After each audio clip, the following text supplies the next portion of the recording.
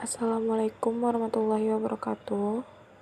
Kami dari kelompok dengan judul Semiotika Revolusioner dan Semanilisis dengan tokoh Julia Kristeva.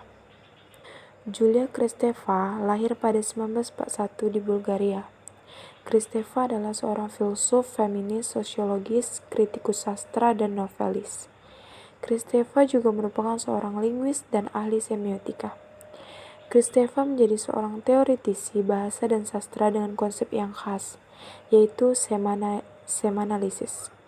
Semanalisis adalah sebuah pendekatan terhadap bahasa sebagai suatu proses penandaan yang heterogen dan terletak pada subjek-subjek yang berbicara.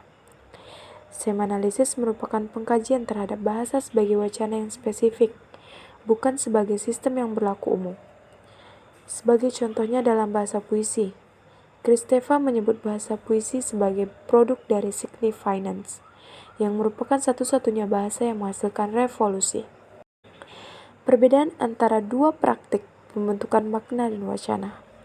Yang pertama ada signifikasi, yaitu makna yang melembangkan dan dikontrol secara sosial. Tanda berfungsi sebagai refleksi dari konvensi dan kode-kode sosial yang ada.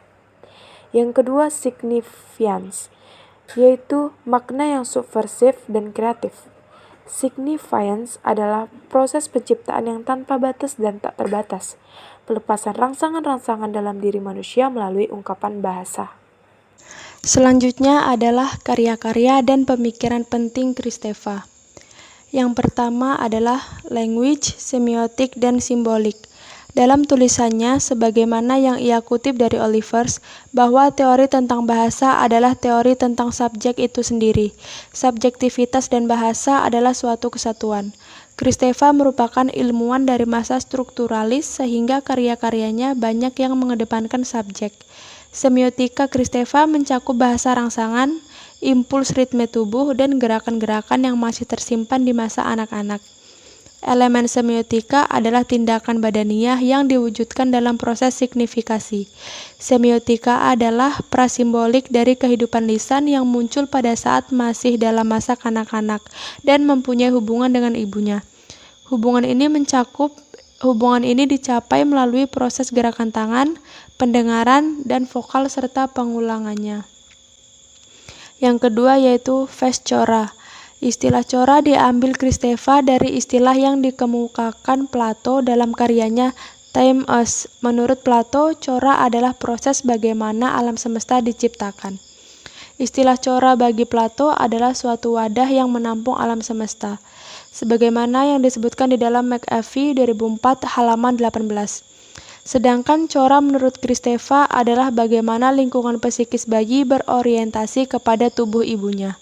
Chora menunjuk pada ketika seorang bayi belum mengetahui jelas batas-batas tentang identitas pribadi, antara inside dan outside. Dalam kondisi bayi sedang ada pada fase chora, maka bayi sedang dalam proses menerima rangsangan yang banyak, yaitu perasaan, naluri, vokal, gerakan, dan lain-lain dari tubuh ibunya. Tubuh ibu kemudian memediasi hukum simbolik yang merorganisir relasi sosial dan menjadi prinsip ordering dari the semiotic chora. Baiklah, selanjutnya yang ketiga, psikoanalisis dan bahasa. Kalimat Jagues Lacan yang terkenal adalah the Ansonius, the structure like a language. Artinya, struktur bahasa adalah struktur ketidaksadaran. Teori Lacan ini diterima Kristeva sebagai tatanan simbolik. Kemudian dalam disertai yang berjudul La Révolution du Language Positive, Kristeva mengatakan psikoanalisis Lacan tentang tatanan imajiner menjadi semiotika dan simbolik. Semiotika yang dikontraskan dan dengan simbolik mencakup bahasa rangsangan dan gerakan yang masih tersimpan saat anak-anak.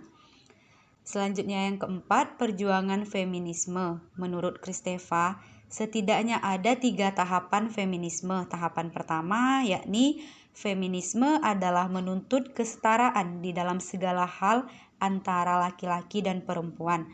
Tahapan ini menuntut adanya persamaan hak, upah, dan mengabaikan perbedaan jenis kelamin.